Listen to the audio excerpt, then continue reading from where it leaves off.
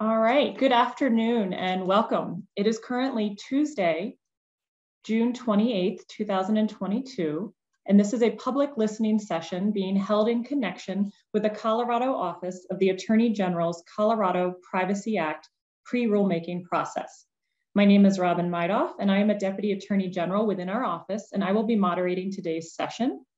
Just want to check and make sure folks can hear me if I get a wave from one of my colleagues. Okay, great. We're also joined by members of the Attorney General's office who focus on rulemaking for the Colorado Privacy Act. You will hear me say CPA today. Same thing, Colorado's Privacy Act, CPA. We all greatly appreciate your interest in this process, and we look forward to hearing your comments today. Before we get started, we want to remind everyone that today's meeting, including anything answered in the Q&A at the bottom of your Zoom screen, is being recorded and may become part of the administrative record for any rules that emerge out of this process. You may choose to present the highlights of your comments to us today orally and then submit them in writing in more detail later. We will discuss how you can submit written comments during today's presentation. The recording of this session, along with those written comments submitted through our online comment form, will be available through the CPA website. Again, that will be up on your screen shortly, but it is coag.gov/CPA. Today's discussion will begin with a brief presentation on the Colorado Privacy Act, the overall rulemaking process, and where we are in the data privacy rulemaking timeline right now. However, the primary purpose of our session today is to hear from you. Following our brief presentation, we're going to open the session up to hear public comment from all of our registered speakers. If you did not register to speak today, we will allow for open comment at the end of today's session as time allows. Please note that this is an informal forum where stakeholders and the general public can offer any opinions about any aspect of data privacy rules that they wish. This meeting, however, is not part of the formal rulemaking process.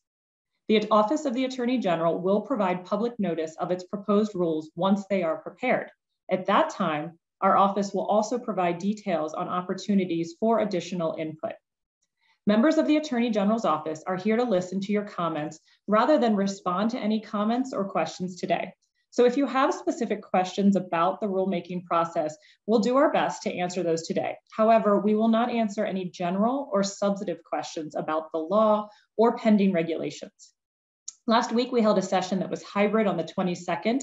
Because today is fully remote, we're going to ask that everyone please keep your microphone muted and your video turned off until it is your turn to speak. We will allow you to unmute yourself when it is your turn to speak, and you can choose to turn your video on at that point if you would like. And I'm going to thank everyone in advance for your cooperation with that. If any speaker is not audible at any point today, please let us know in the Q&A window, and we'll make any necessary adjustments. Automatic closed captioning is available through Zoom by selecting the CC button labeled Live Transcript at the bottom of the Zoom window. Additionally, we have configured webinar settings to enable the use of screen reader and keyboard accessibility technology. Okay, now I'm happy to introduce my colleagues, Stevie DeGroff, Jill Sevcek, and Chelsea Kelleher, who will provide some background on the Colorado Privacy Act, as well as an overview of the rulemaking process. Thanks everyone for joining today.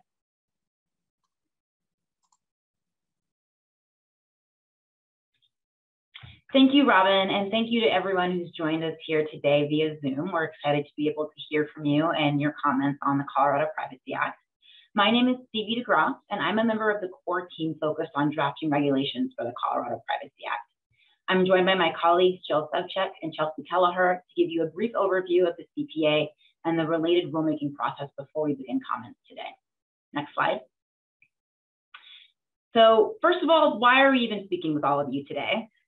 Privacy is a fundamental right in Colorado, and that includes not only the things that we traditionally consider when we think about privacy, but also our privacy in the online world and control over the digital data that we create, which reveals information about us as individuals. It's easy to think about data privacy as just getting rid of annoying ads online. But with the vast amounts of data that's collected about each of us every day, even seemingly trivial information can reveal intimate details about our lives, or potentially be used by an algorithm to make impactful decisions about us. Last summer, Colorado became the third state in the United States to pass broad consumer privacy legislation, which grants Colorado consumers new rights to understand what personal information is collected about them and control how it is used and sold. The law also imposes some new obligations on businesses that collect personal information of Colorado consumers. I'm going to turn it over to my colleague Chelsea now to share some more information about the Colorado Privacy Act and the rights that are granted to consumers. And then Jill will be discussing the rulemaking process and how each of you can remain engaged, as well as what's coming up next. Thanks, Stevie. So first, next slide, please. So first, I would like to talk about the rights that Colorado consumers will have when the CPA goes into effect of July of next year. Consumers will be able to opt out of businesses selling or using their personal data for certain purposes like targeted advertising or automated profiling. Eventually, consumers will be able to use a single signal to communicate this choice. Consumers will be able to affirmatively consent to a business's collection and use of sensitive personal data, like information about a person's mental or physical health condition, sex life, citizenship status, biometric data, or the personal data from a child. Consumers will be able to access the personal data that businesses have collected about them. They will also be able to ask businesses to correct errors in their personal data or delete their personal data. And consumers can ask businesses to give them a copy of their personal data in a format that allows them to give that same data to another business. And finally, while the CPA does not talk about it as a right, one of the purposes of the CPA is to allow consumers to understand what personal data businesses collect about them and how they use it through business obligations and privacy policies, which takes us to the next slide that will address businesses' obligations under the CPA. So in addition to responding to consumers' requests to exercise their rights, businesses and nonprofits will need to comply with several requirements. And I want to mention here that not all businesses and nonprofits will need to comply with the CPA. Only those that either process the personal data of 100,000 or more consumers in a year, or derive revenue and receive a discount from the sale of personal data and process the personal data of 25,000 or more consumers. These businesses and nonprofits will have to first provide a policy on their website explaining what personal data they collect and how consumers can contact them to exercise their privacy rights. Second, businesses and nonprofits will have to tell consumers why they collect their personal data. They can then only collect the type of personal data necessary for that purpose and only use it for that stated purpose. Third, businesses and nonprofits must take reasonable measures to protect the personal data that they collect. And lastly, businesses and nonprofits will need to get consumers' consent before collecting their sensitive personal data and track what permissions they obtain. And now I'll pass it to my colleague, Jill, to talk about our rulemaking process. Great, thank you so much, Chelsea. My name is Jill Sevchek, and I'm another member of the core rulemaking team. So I just want to start by thanking everyone again for coming today. These listening sessions are so important to us as we're working really hard to get as much input as possible from different corners of the community in order to make a really strong, thoughtful set of CPA rules. So as Robin touched on, we're approaching this effort in two somewhat distinct phases. The first and current phase is an informal pre-rulemaking stage. During this stage, our focus is really getting community thoughts and concerns about what we should be focusing on for future rulemaking so that we have a really strong starting point with our draft rules. And we're collecting input right now through stakeholder sessions like this, as well as through a comment portal that's available at coag.gov/CPA. So if you don't get a chance to speak today, please feel free to provide a comment through that portal. It comes directly to our team. We'll be in this stage accepting informal pre-rulemaking input through August 5th, when we'll temporarily close our comment portal and work at finalizing our draft rules. As of now, we're hoping to release our draft rules early this fall to start the second phase of this process, which is that formal notice and comment rulemaking. Once our draft rules are released, we'll reopen that comment portal and we'll be collecting input on our draft rules through that. as well as through stakeholder groups and at least one formal rulemaking hearing. We're going to be releasing information on how you could get involved in these different rulemaking efforts through our mailing list, which we strongly encourage you to join. It's available again at coag.gov/CPA. And we're hoping that our rules will be finalized by early 2023 to give businesses plenty of time to come into compliance and to give us time to educate consumers on their new rights before the rules and law go into effect July 1st of 2023. So we've been getting a lot of questions about what we want to see in comments, and the answer is really anything relevant to the CPA or our rulemaking. So when it comes to input, we'd like to hear any concerns or questions you have, areas that need clarification, ways that the CPA impacts your business operations. All of that is really fair game. That said, if you're looking for a place to start, this past April, we released our considerations document, which is also available on our website, which includes a list of topics that present newer issues for which input would be particularly helpful. Slide, please. So I'm just going to touch on a few of those topics very briefly. First is the universal opt-out, and this is the one area where we're required to write rules. Under the CPA, consumers have to be able to use one single mechanism to opt out of the sale of their personal data or their use of personal data for targeted advertising across all companies.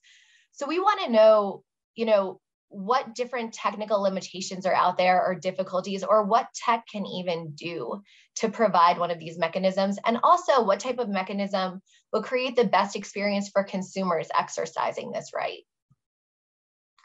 Consent. Companies are going to need consent before processing sensitive data, using data in a way that they didn't disclose in their privacy policy, which is called secondary use, and selling or using data for targeted advertising when a consumer has opted out already using the universal opt-out. So we want to understand what information consumers need before providing effective consent and how businesses should present that information, as well as any clarification businesses might need to carry out consent requirements. Dark patterns. Entities can't get that consumer consent using website designs that are confusing or tricky, or that could cause a consumer to consent when they didn't actually intend to. So we'd like to know what's confusing about providing consent on the internet. At this point, a lot of us have seen cookie banners and been asked to provide consent, and sometimes that's easier than other times. So we really want to know, what works best and what really doesn't work. And also if businesses have concerns about any particular web interfaces and whether they would fall into the definition of dark patterns. Data protection assessments. So before carrying out riskier processing activities, under the CPA, businesses have to assess the risks, benefits, and safeguards of those activities. We want to understand what should be included in data protections and how they can be most beneficial. Profiling.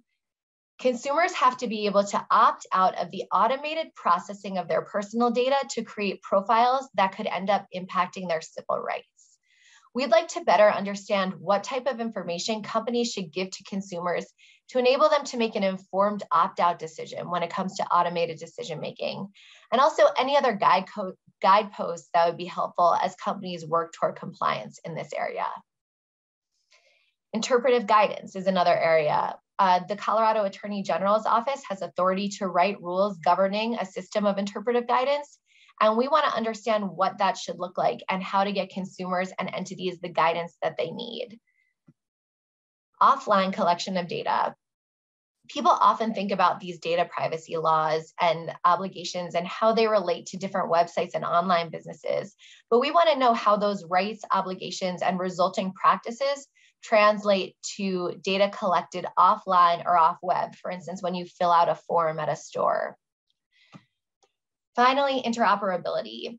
Data privacy bills are popping up all over the country, internationally, and comprehensive data privacy laws similar to the CPA have been passed in California, Virginia, Utah, and Connecticut. So we'd like to know those areas that we should strongly focus on to make sure that our law doesn't conflict with other laws in this space. And again, comments don't have to be about any of these topics. We'd like to hear about anything else that's relevant as well. So if you haven't already, please visit our website at coag.gov/CPA, where you can find more about our considerations, some frequently asked questions about the law, our comment portal, and a sign up for our mailing list that we'll use to provide information about those opportunities I mentioned to get involved and to keep you in the loop on our rulemaking.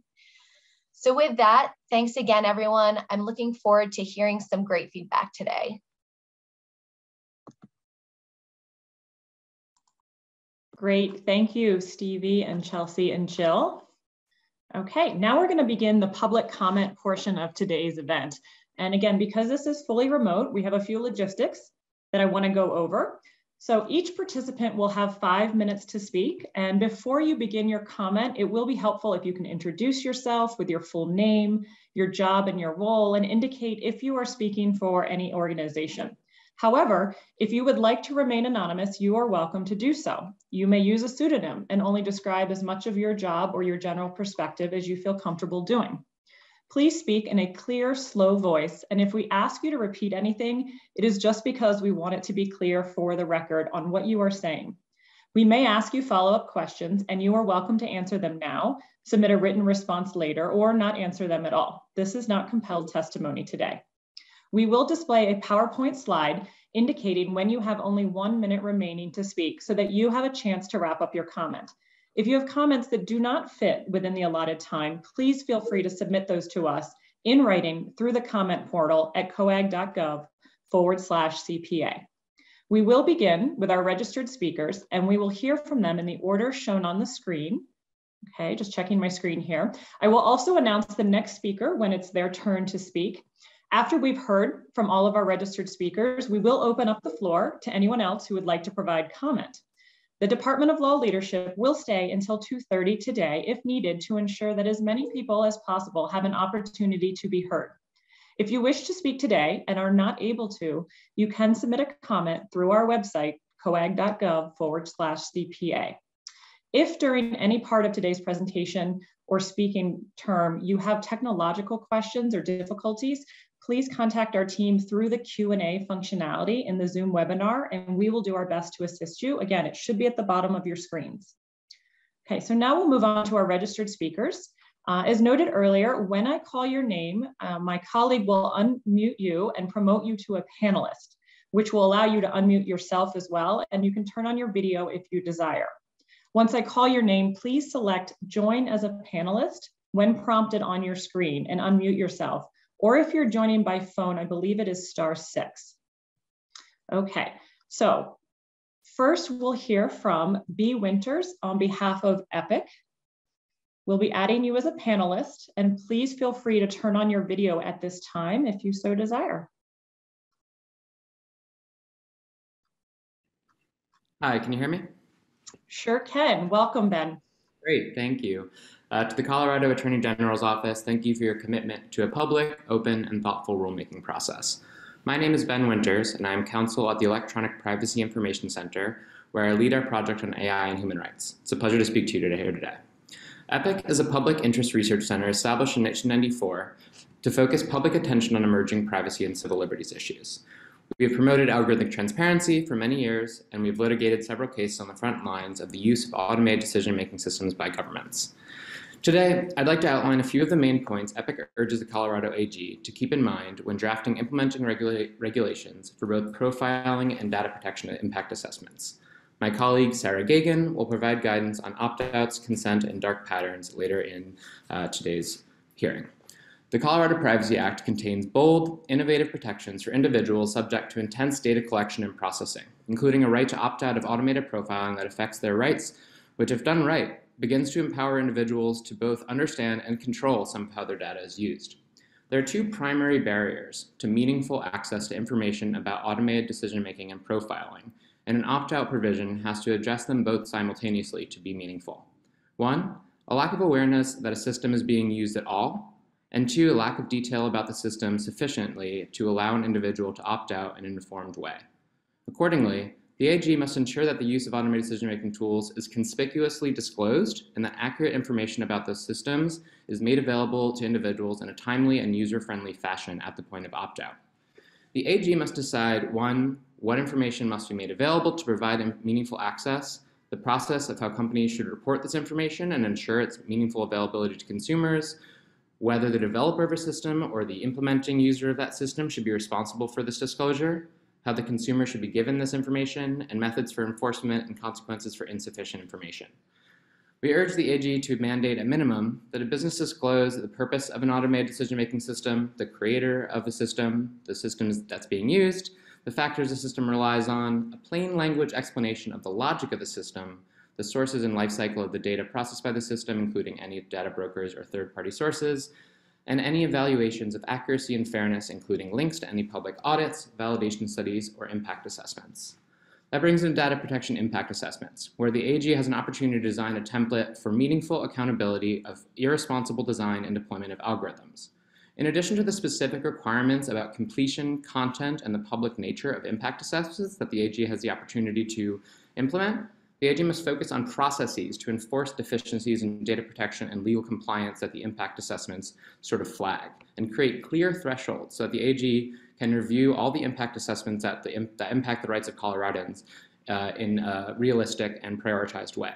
EPIC will be following up with detailed written testimony that elaborates and specifies the recommendations I've previewed here. And again, thank you for your time and your transparent, thoughtful rulemaking process. Great, thank you, Mr. Winters. I appreciate it. I'm going to move on to our next registered speaker. I'm looking at Dee Marti for Cafe Media, and I apologize if I mispronounce anyone's name. We're going to be promoting you to a panelist.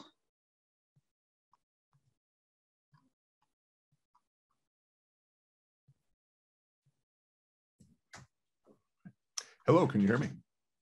There we go. We can hear you, and I see you on screen. Thanks for joining us. Thank you for having me. Greetings from sunny California, home of the California Consumer Privacy Act.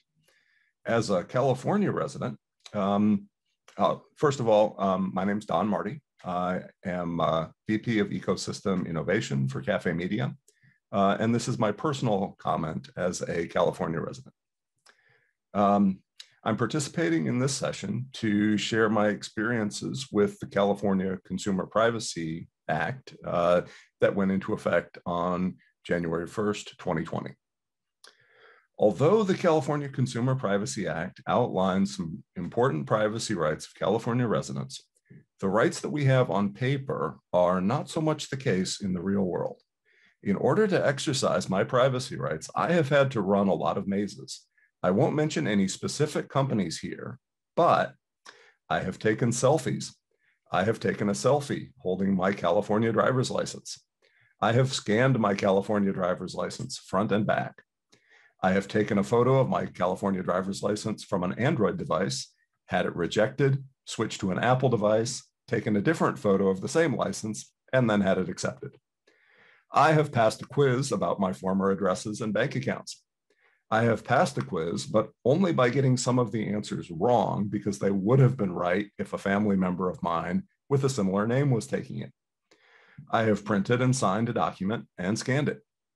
I have printed and signed a 2-page document, gone to a notary, had it notarized, and then scanned it. Getting through a California CCPA right to know process can be incredibly tricky. And personally, I'm pretty good at paperwork. I have a variety of different devices to try out in case one device doesn't work. And I have a multifunction printer, scanner, and copier set up and working. The reason that I'm focusing on the right to know here is because it's the one privacy right that helps me decide how to exercise all the other rights. If I have a positive response to a right to know, then I don't have to do a right to delete, and I can be more confident in sharing information with the company. If a right to know shows a problem, then I can take steps and encourage others to do so as well. But tens of thousands of companies out there might have some info on me, so I need to prioritize.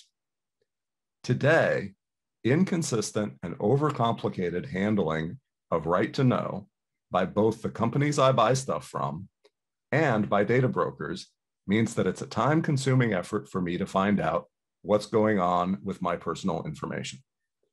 Also, under CCPA, I have the right to use an authorized agent, but authorized agent requests are even more complicated.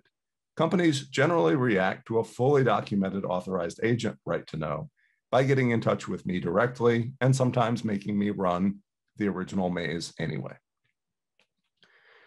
The worst part about all this maze running is sometimes there's no cheese at the end of the maze. I have gone through all the work to do a right to know with one company and ended up with, among other things, a list of the companies that sent my personal information to them. So when I send a right to know to those companies, I should get some information, right? Not necessarily. Sometimes they claim not to have any information about me. Even when companies do disclose data, it's often in an incomprehensible form. One company sent me a list of codes, including, quote, a code that identifies the degree to which an individual has adopted the language and the culture of the United States, unquote. Another data point, quote, a code that represents the propensity ranking of an individual who has the likelihood to be an influencer on social networks, unquote. And they're just numbers. What do those numbers mean? On a scale of what to what? Is a 14 good? Another company sent me this. Country of origin, 30. Economic stability indicator, 4. What country is 30? And how stable is a 4? Should I be worried? They also sent me a value for something called a Personix Lifestyle Cluster Code Cluster. And that cluster code is just an alphanumeric code like 67Q. What does 67Q even mean? Does it mean pregnant? In California, we have a significant gap in our CCPA regulations. Nothing in the regulation requires the data disclosed to be in a comprehensible format. California is now working on a rulemaking process to bring privacy regulations up to date with Proposition 24. I have already asked California regulators to adopt a simple standardized right to know process. And in order to be effective, right to know needs to include some requirements on making the data comprehensible. Thank you for the opportunity to speak, and I'd be happy to answer any questions. Great, thank you very much. And I would just ask if you could please mute your panel. We might hear the banging from your mic, I think, just to make sure it doesn't distract from others. Appreciate your comments today. If we can go back to the screen of registered participants, I'm going to ask those who are here with us today, if you could raise your hand. If you look at the bottom of the Zoom screen, it says raise hand. What that will do is it will elevate you so that my colleague who's helping administer this webinar can see if you're with us today. I have M. Jones next, but I'm not sure that I see you on participant list. So I'm going to give you a couple seconds here for our speakers to raise their hands.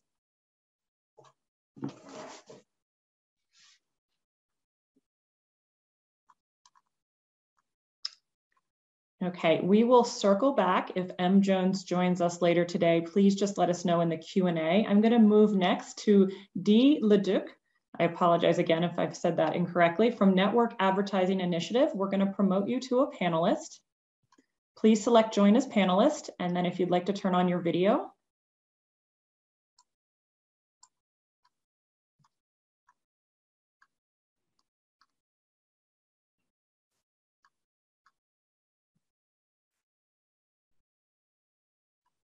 Hi there, can you hear me? We can hear you, not sure that we see you. Which is also okay, just looking for your name to come up to the top here. Okay. My video is on, shall I go ahead and get started or? Yes, please go ahead. Thanks so much. Great, thank you. Good afternoon, and thank you for the opportunity to participate today. My name is David Leduc, and I'm the Vice President for Public Policy at the Network Advertising Initiative. The NAI is the leading self-regulatory association for advertising technology. For over 25 years, we have promoted digital advertising by maintaining and enforcing the highest industry standards for the collection and use of consumer data. We appreciate the opportunity to provide input as you develop draft implementing regulations for the Colorado Privacy Act. With 5 comprehensive state consumer privacy laws expected to become operative in the next 12 to 18 months, and many more states considering new consumer privacy laws, we're facing an inconsistent set of rules that is likely to confuse consumers and a disparate set of requirements that is going to make compliance almost impossible for businesses, particularly small businesses. We therefore strongly support your goal to take a collaborative approach for regulations and to work with other states to harmonize the requirements to the greatest extent possible. The NAI submitted formal written comments last week, and I will summarize some key points today, particularly focusing on the universal opt-out mechanisms. The NAI has a long history of promoting consumers' ability to express their preferences and exercise control through easy-to-use choice mechanisms. This is a foundational element of tailored advertising that we have championed for decades. Broad and consistent recognition of these mechanisms is essential to minimize confusion among consumers and businesses who honor them. And not just Colorado, but also California, Connecticut, and other states if they can be developed and implemented effectively.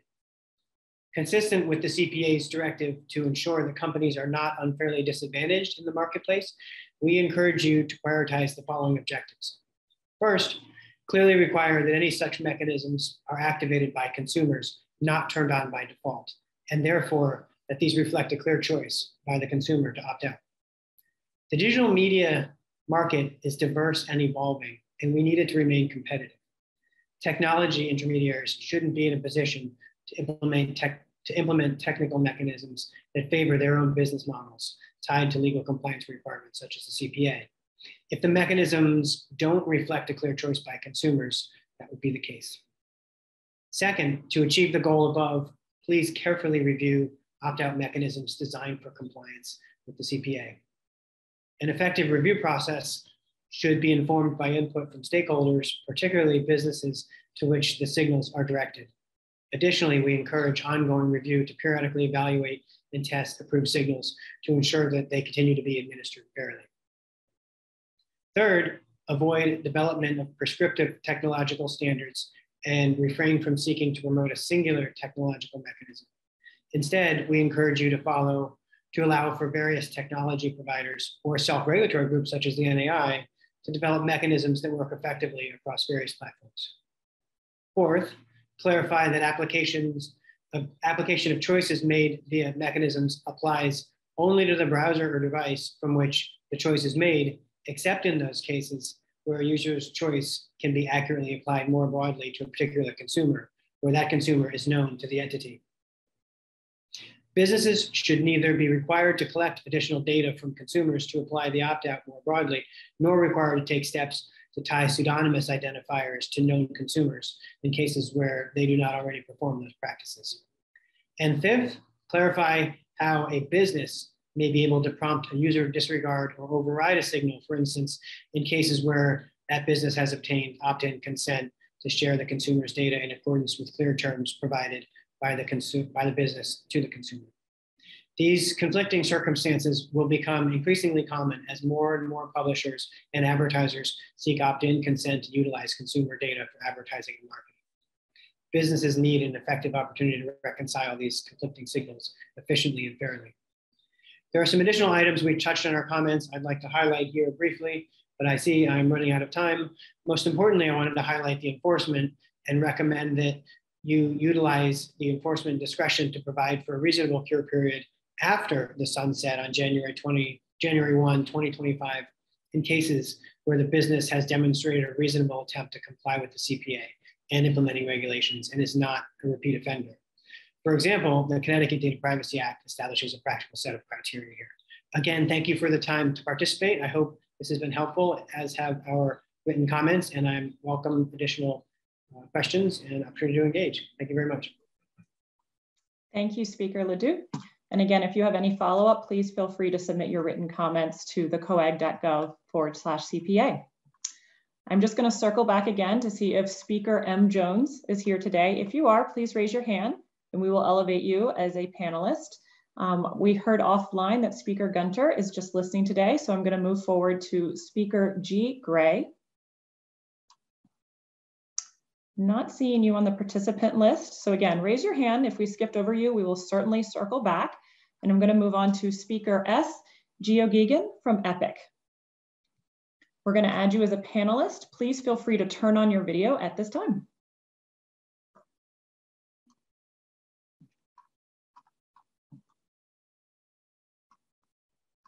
Hello, can you hear me?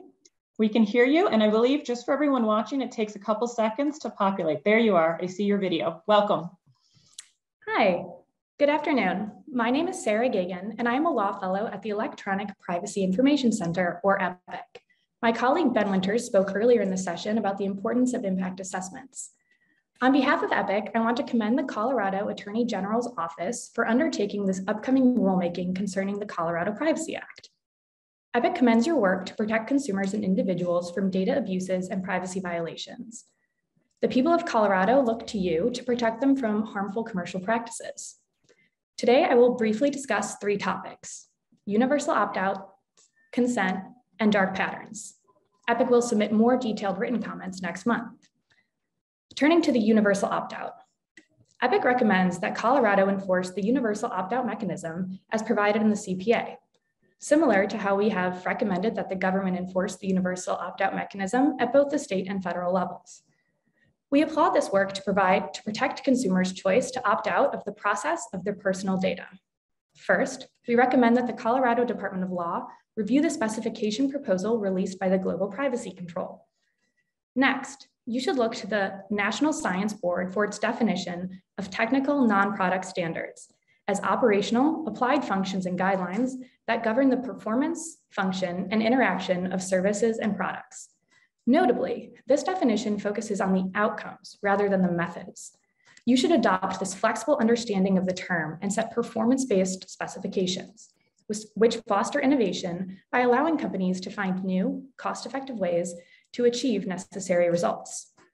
Lastly, we urge you to look to EPIC and Consumer Reports Data Minimization White Paper, which urged the FTC to promulgate a data minimization rule to prohibit all secondary data uses with limited exceptions. All of the materials previously referenced will be provided in our written comments. Second, consent. The CPA should impose a strict approach as to what qualifies as affirmative, freely given, specific, and informed consent. We recommend that you further clarify what a clear affirmative act of consent to require a meaningful indication of the consumer's wishes is under the CPA. This should be a narrow interpretation of an affirmative act, consistent with the aims of the CPA. Further, you should interpret unambiguous consent to mean that consent must be explicitly given from a consumer for their data to be shared. You should also clarify that specific and informed consent means that consumers will have a clear understanding of what data is being collected from them and consent to the purpose for which it will be used. Lastly, dark patterns. Dark patterns, also referred to as digital deception, manipulate users into making choices that benefit online platforms at the cost of consumers' money, time, and/or privacy. We recommend that Colorado's rules clearly distinguish between non-manipulative persuasive design features and dark patterns, so that platforms are able to avoid inadvertently using dark patterns. You should incorporate existing frameworks used to describe, categorize, and identify dark patterns.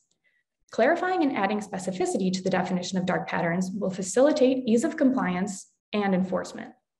Specifically, we recommend language that prohibits a controller from employing dark patterns to subvert or impair users' autonomy, decision-making, or choices for any reason, including users' choices to consent to the processing of personal data, to delete their account or subscription, to make purchase or subscription decisions, and to select privacy settings. Thank you again for your time today. We look forward to providing more detail in our forthcoming written comments and applaud you for your work in protecting Coloradan consumers. Thank you. Thank you, Speaker Geoghegan, and I apologize for how I handled the pronunciation of your name. It's all good, happens all the time. Okay, we're gonna move on and we look forward to your written comments as well. We're gonna move on to our next registered panelist, which is Speaker Jay Masters Gonzalez. If you could elevate your hand and then my colleague will promote you to a panelist, and feel free to turn on your video at this time if you so desire.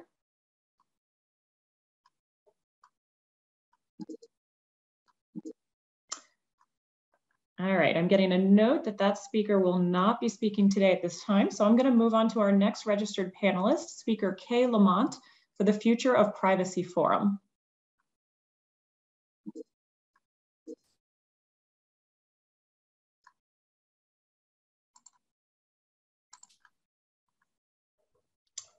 All right, Hello. Great. I see Speaker Lamont. I'm going to go on mute. Welcome. Thank you for the opportunity to participate. My name is Keir Lamont, and I am counsel at the Future of Privacy Forum. FPF is a consumer privacy nonprofit that provides resources and independent analysis to policymakers based on our work with privacy professionals, advocates, and scholars. I would like to direct my comments towards the Colorado Privacy Act's consumer right to opt out of targeted advertising and sales through user-selected opt-out mechanisms. This provision of the CPA represents a major step forward in US privacy law. A data protection regime rooted primarily in individual controls and consent options will inevitably prove overwhelming and unmanageable for ordinary people in practice. The development, however, of universal opt-out mechanisms can help ease the burdens of privacy self-management by automatically conveying individual requests to invoke privacy rights to the businesses that an individual interacts with. However, it is important to note that no opt-out mechanism is ever likely to be truly universal and reasonably apply across all businesses. We do not envision that there will be one mechanism to rule them all. For example, a browser plugin signal might be most appropriate to sending opt-out requests to websites, while a mobile device platform setting might be best suited to send similar signals to apps. As we think about other businesses and services that collect user data through things like IoT devices, smart TVs, and connected vehicles, entirely new signal mechanisms may be developed for particular contexts over time. Therefore, forthcoming regulations should be drafted to support the development of multiple types of signals conveyed through different mediums. As the first state to unambiguously require the recognition of opt-out preference signals and direct rulemaking on the topic, Colorado has an important opportunity to contribute to the nationwide development of bedrock technical and policy principles for preference signals. I would like to highlight three major issues for the development and implementation of opt-out mechanisms. First, rulemaking should give further clarification on what to do when a business encounters conflicting signals or signals that are inconsistent with other expressions of consumer choice. Consumers today face an expanding labyrinth of privacy options across different platforms, technologies, and business-specific privacy settings. In this environment, there are many occasions where a business may receive multiple signals that appear to be in conflict. For example, many individuals will visit websites through multiple browsers and devices, which may each send multiple or different opt-out signals that may be set in different configurations. Furthermore, while the CPA permits controllers to obtain consumer consent that takes precedence over universal opt-out mechanisms, the agency should consider additional guidance on what consent means in this context.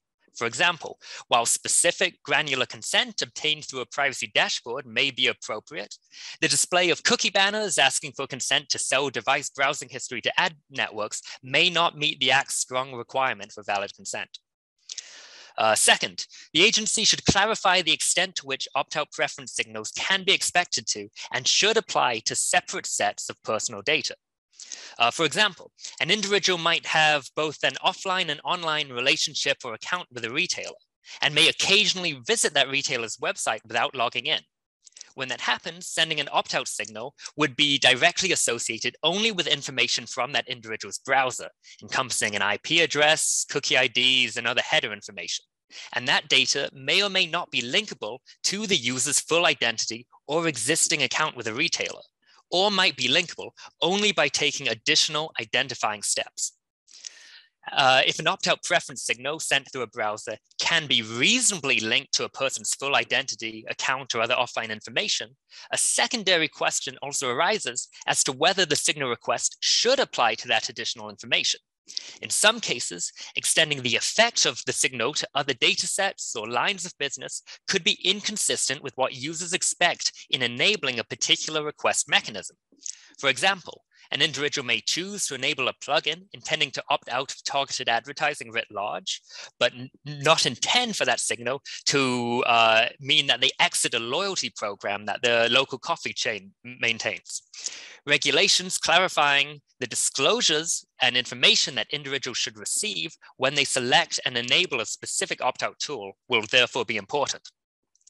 Finally, consumers and businesses alike will benefit from the establishment of a forward-looking process for designating opt-out signals that meet the requirements of the CPA and future regulations. The current digital ecosystem features a broad array of controls and signals, none of which obviously meet the requirements specified under the CPA, and more signals are likely to be developed with the CPA and other state privacy laws in mind. We therefore encourage future rules to engage and the Colorado Attorney General's Office to engage directly with regulators in other jurisdictions, particularly in California and Connecticut, to develop an authoritative, multi-stakeholder process for the designation of qualifying opt-out preference signals as they are developed and refined over time. Consumers require certainty that the signals that they select will have the force of law, and businesses need certainty as to what signals they must ensure that their IT systems are calibrated to receive. Thank you for your time. Great, thank you, Speaker Lamont. And if you have any additional comments, please do submit those written comments as we've described earlier today. Thank you. We're going to move on to our next panelist. If we could go back to the screen of registered speakers, please.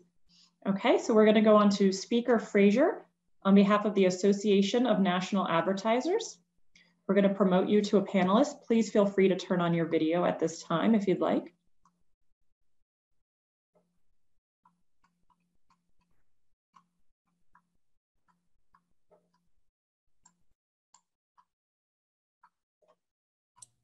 There we go. All right, I see you, and I'm going to go on mute. Welcome. Thanks so much. Good afternoon, and thank you for the opportunity to offer input on key topics for the Colorado Attorney General's Office to consider as it drafts CPA implementing regulations. My name is Travis Frazier, and I am the Manager of Government Relations at the Association of National Advertisers, the ANA. The ANA serves the marketing needs of 20,000 brands with a membership consisting of a diverse set of leading companies, nonprofits, data science and technology companies, ad agencies, and more. Our members invest more than $400 billion in marketing and advertising annually. The ANA and its members strongly agree that protecting consumer privacy is of the utmost importance. Our members are working diligently to navigate compliance with the complex patchwork of state laws emerging across the nation. This creates immense challenges and substantially rising costs for businesses striving to operate nationwide. In the face of these astronomical costs, we urge the Colorado AG to work to align its regulations with other state requirements to reduce the economic burdens of the law while maintaining robust privacy protections for the citizens of Colorado. One recent study found that privacy law requirements could impose annual costs around $100 billion. According to the study, over a 10-year period, these costs would exceed $1 trillion, with $200 billion of that being attributed to small businesses. Research also shows that most organizations must involve anywhere from 26 to 50 employees in processing a single consumer rights request. And on average, a privacy employee spends about 2 to 4 months in a year working on compliance with a consumer rights request. At this rate, it is easy to see that as the number of consumer requests adds up, so does the cost of compliance. And with ever-changing laws and regulations, companies are constantly forced to reassess their processes and compliance plans to adjust to substantially changing obligations. It is also important to remember the impact that the Colorado Privacy Act will have on the nonprofit community. There are over 19,000 Colorado nonprofit organizations representing 6% of the state economy. These include major hospitals and humanitarian aid organizations. Because the CPA is the first state privacy law to impact nonprofits, it will be very costly for charitable organizations, diverting their limited resources away from performing their missions. The responsible use of sensitive data is also critical to nonprofit operations. We urge the AG to create regulations regarding the use of sensitive data that allows continued responsible use in non-discriminatory ways to provide important benefits to consumers. ANA also wants to stress that we and our members support consumer choice. We have the nation's oldest and largest opt-out mechanism for individuals, where an individual can opt out of future mailings, emails, and phone calls. ANA is also a founding member of the DAA, the advertising industry's self-regulatory body. As the California AG drafts implementing regulations related to universal opt-out mechanisms, we ask you to prioritize and memorialize key safeguards surrounding such controls that are set forth in the CPA.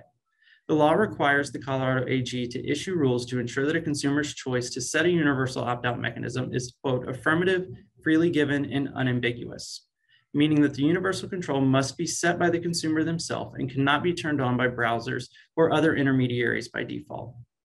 Additionally, the law stresses that these mechanisms must be constructed in a way that does not disadvantage one controller or business model in comparison to another.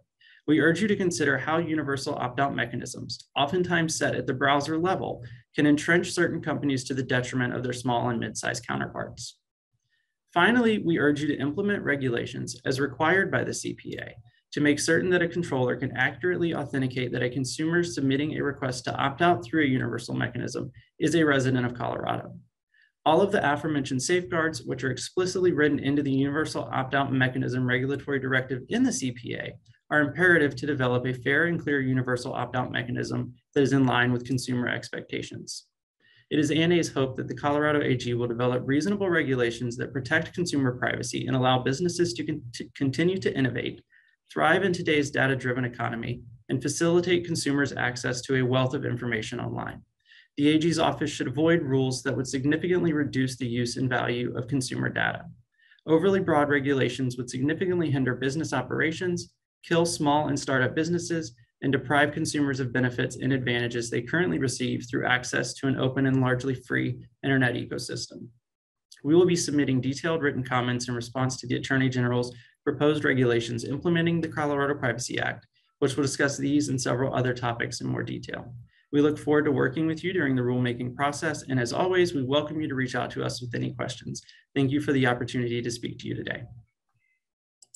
Thank you, Speaker Frazier. I just want to note a reminder to all of our participants today that members of the Attorney General's office are here to listen to your comments rather than respond to any comments or questions in the Q&A. If you have specific questions about the rulemaking process, we will do our best to answer those. However, we will not be answering any general or substantive questions about the law or pending regulations today. We're going to move on to our next registered speaker, Speaker Dee Ritter for the Colorado Privacy Policy Commission. If you could raise your hand and then we'll promote you to a panelist, and I'll wait for your video. There you are. I'm going to go on mute. Welcome. Can you hear me? We can hear you. Okay, let me start with an apology. I'm afraid I have a bit of a cold today, so hopefully you can all bear with me as I work through this. Thank you for the opportunity to speak today. My name is David Ritter. I am the chair of the Colorado Privacy Policy Commission and very pleased to be participating in this event today with all of you. The Colorado Privacy Policy Commission, CPPC, represents a broad coalition of industry representatives and associations, including banks, insurance companies, nonprofits, Colorado schools, and others. This diverse group of Colorado interests are eager to provide insights and to continue participating in the CPA rulemaking process, and we're grateful to be here today. CPPC has a particular interest in advocating for the issuance of clear technical and implementation standards as part of the rulemaking process. The Colorado Privacy Act empowers the Colorado AG's office to identify technical standards by which covered entities shall comply with obligations under CPA. Clear articulation of what methodologies and data management protocols the covered entities may utilize towards a good faith implementation of CPA compliance is a critical element of the rulemaking process. CPPC's goal is to provide feedback that balances the interests and considerations of entities subject to CPA compliance with privacy protection for the people of Colorado.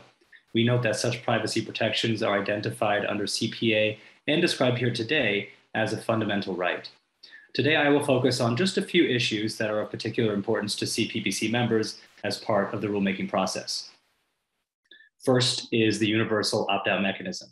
So CPA provides for a universal opt-out mechanism, which is a first-in-the-nation opportunity. CPPC advocates for implementation standards that are as general and broadly applicable and technically standardized as possible. The objective here is to offer greater clarity to organizations on how they may implement data management processes compliant with CPA. Specific protocols also establish transparent standards to businesses and entities covered by CPA, as well as to consumers and regulators. Standardization of a universal opt-out mechanism will deliver the greatest benefit to Colorado stakeholders under CPA, we believe, by removing ambiguities from acceptable compliance methodologies and thereby facilitating faster and more comprehensive implementation. All consent actions from a consumer, including opt-in, opt-out, should be tracked, timestamped, auditable, and made available for reporting following consumer requests and other obligations under CPA. Next are consumer request processes. CPA grants several rights to consumers to make requests to businesses or other data collectors and to receive responses in a timely manner. CPPC advocates that these responses be required to be easy to read and understand for consumers and not provided in complex file formats that are not easily consumable. And I'll just note that I was previously a resident of California and went through a CCPA consumer request process where I received a bunch of gobbledygook that even I couldn't understand. So we're hoping that CPA can make this a little bit more consumable for the average consumer. The next subject that I'd like to bring up today is persons with developmental or other disabilities. CPA rights and regulations should be accessible and should protect Colorado persons with developmental or other disabilities. The fact that a user may have certain disabilities should not prevent them from participating in an online community or to purchase goods and services online. At the same time, it is important users with disabilities have the same rights to opt out of any sale of personal data. We have written to the Colorado Attorney General's office with recommendations to this effect, and will follow up with additional insights. We hope that access and protections for Colorado individuals with disabilities will be a focus area of the CPA rulemaking process, and we look forward to being a part of that. Lastly, we look forward to learning how CPPC and other organizations can work with the Colorado Attorney General's office to educate and share information about CPA implementation and consumer rights with our partners. We thank everyone here today and the Colorado Attorney General's office for their very important work on behalf of privacy rights. Thank you.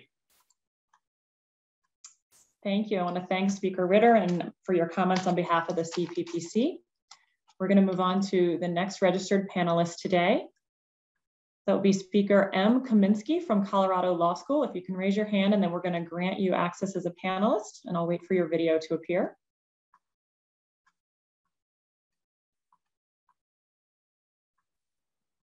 There we go. Speaker Kaminsky, thank you for joining us. Welcome. Thank you so much for having me. So I'm Margot Kaminsky. I'm an associate professor of law at Colorado Law School here in Boulder, Colorado. And my background, my educational background and professional background is in studying comparative data privacy, particularly between the European Union and the United States. And I've been tracking with eagerness the development of state laws, some of which mirror European law to greater extents, and some of which look uniquely American. So my comments today are going to focus both on the macro and the micro.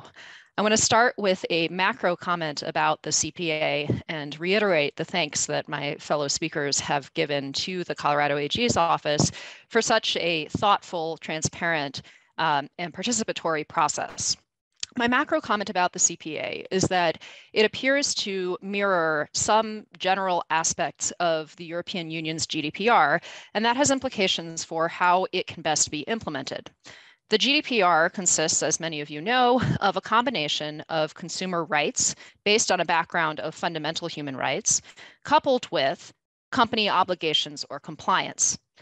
The way that company obligations or compliance are executed in the GDPR is through a governance process called collaborative governance.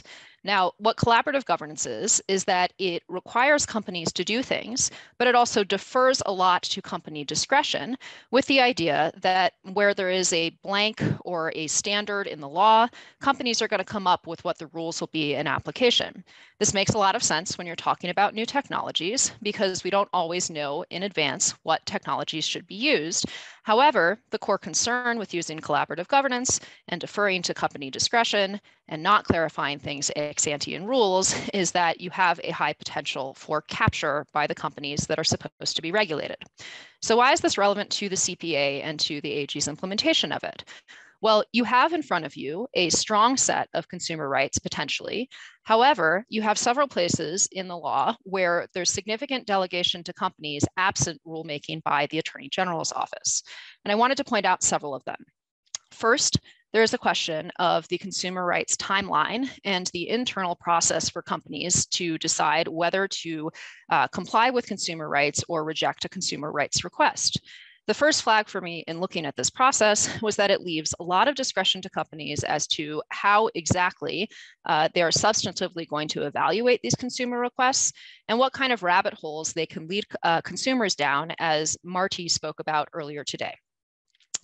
So I encourage the AG's office to think really carefully about how it might provide clearer guidance, both for consumers and for companies, on how exactly that internal company process might work.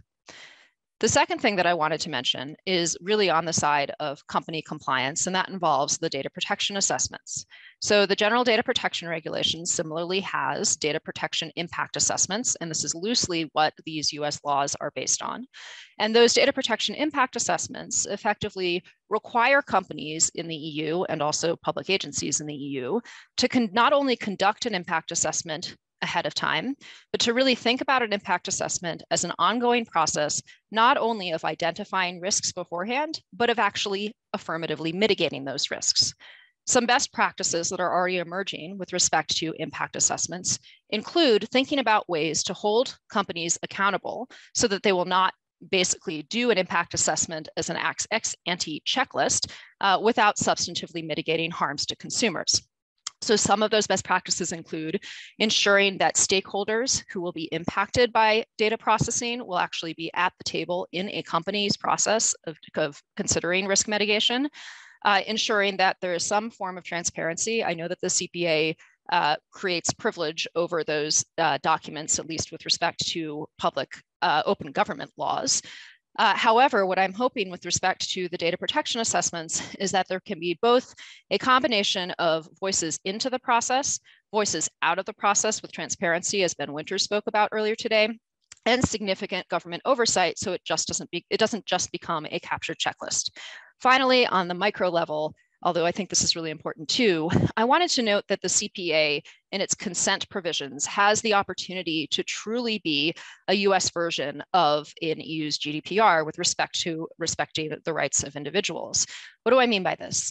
I believe that the consent to processing of sensitive information that is required by the CPA applies not only to the collection of sensitive personal information, but to the processing of sensitive personal information, which means that Colorado, in the face of the law, actually requires consent for third parties, such as data brokers, who are processing sensitive information from consumers, not just collecting it directly from the consumers. Last, I wanted to note that consent should apply not only with respect to sensitive information that is gathered from consumers or processed about consumers, but sensitive information that is revealed through inferences in the course of processing non-sensitive information. And with that, I will end my time because I realize I'm at time. Thank you all for having me. Great, thank you very much, Speaker Kaminsky. We're gonna move on to the next panelist, which would be Speaker Lechner. If you could raise your hand and then we will enable join as panelist, and I'll wait for your video to appear.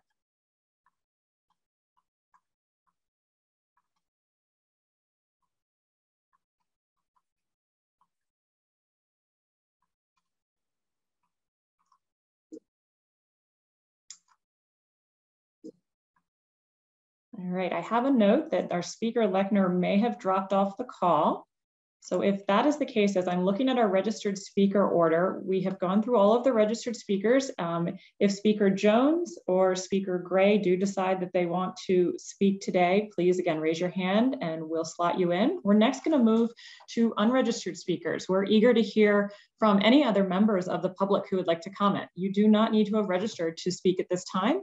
I will call on volunteers who raise their hand virtually in the order in which I see them raised. Again, if you look at the bottom of the Zoom application or web browser, there's a raise hand button, which is located in the reaction feature at the bottom of your Zoom screen. If you're dialing into this meeting, you can raise your hand by dialing *9, I believe. And again, we'll ask you to limit your comments to 5 minutes and to please introduce yourself before you begin your comment, unless you wish to remain anonymous. So I'm just going to look for hands to be raised and ask my colleagues to also keep an eye out because they may not pop up to the top of my screen.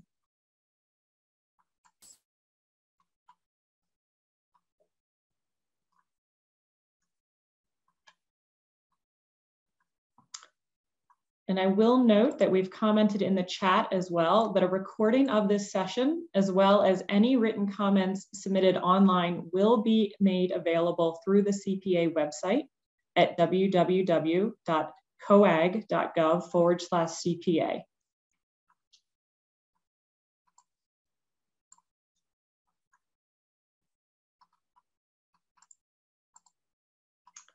And again, if you have not registered, but you would like to comment today, please raise your hand and my colleague will elevate you so that you can speak.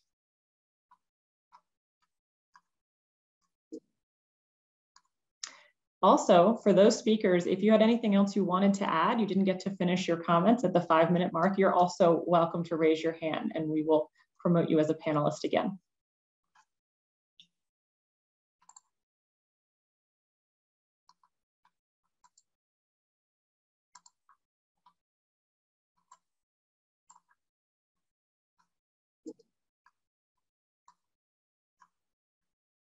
Okay, so this is a little similar to last week where we had lots of participants and we're going to remain available until 2:30 today, at least 2 p.m., which was the scheduled time. So if more attendees join and would like to comment, or if something occurs to you that you'd like to speak about, we will remain online. I will go off video, but we will be here and we will keep posting in the chat that we are available for public comment, but we want to give an opportunity for the full window of time today to receive comments. And that will go up on the screen as well. Thank you for all of the speakers that provided input today. And we look forward to your written comments, as well as the questions that went into the chat box. Although we're not answering substantive questions today, we will be mindful that those are some concerns are raised. And we encourage you to submit written comments about which entities will fall under the CPA or should be considered.